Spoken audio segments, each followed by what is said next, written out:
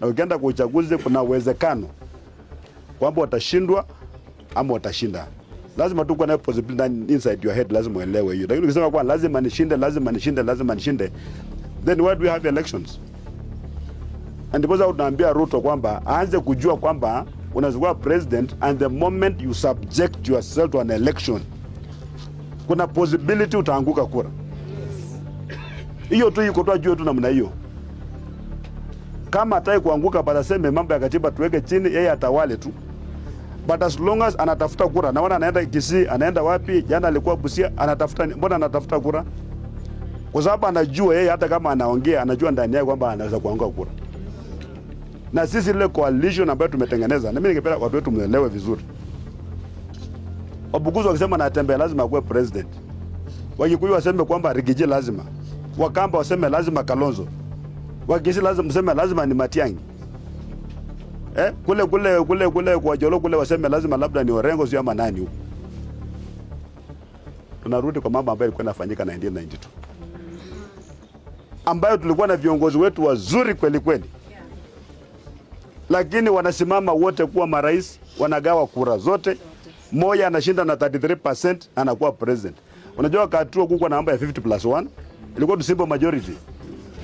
Na akatawala tu miaka 10 tu with the minority. Kwa sababu kila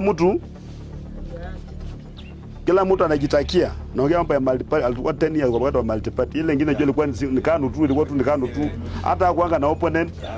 Yeah.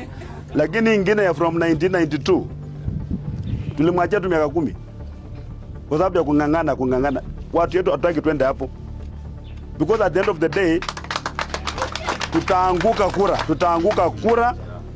Alafu naangalia back na kusema kumbe tungesupport mtu mmoja. Kwani nakuwa washenzi aje? Mimi nimesupport Sifuna. Kuna watu walikuwa wanatarajia tu sasa Wabukusu ndio wamekuwa wawili, sasa lazima wapinyane. Tupigane kabisa, huyu aende na kidogo, then at the end of the day we have lost. Inasaidia nini? Mnaanza kutusiwa, nyinyi mko wengi, hamwezi kupiga kura, hamwezi kufanya nini?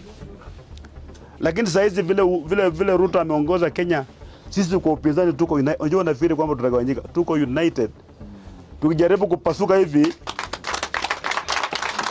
ukikumbuka kwamba Ruto anaweza kuwa president tena, tunarudi tu pamoja.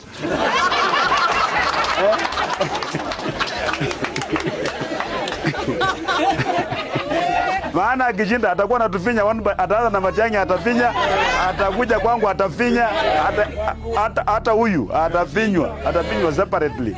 So we must win. Na sisi akipata kufinya sisi, atafinya nyinyi. Alafu alete proposal kwamba Kenya ikuwe kama Uganda, ikuwe kama Rwanda, ikuwe kwamba president unaishi mpaka Mungu akuchukue. Na kwa sababu viongozi watakuwa wamefinywa, nyinyi mnasema yes your excellency, mnapitisha katiba. Alafu ndio mtajua sasa mjui.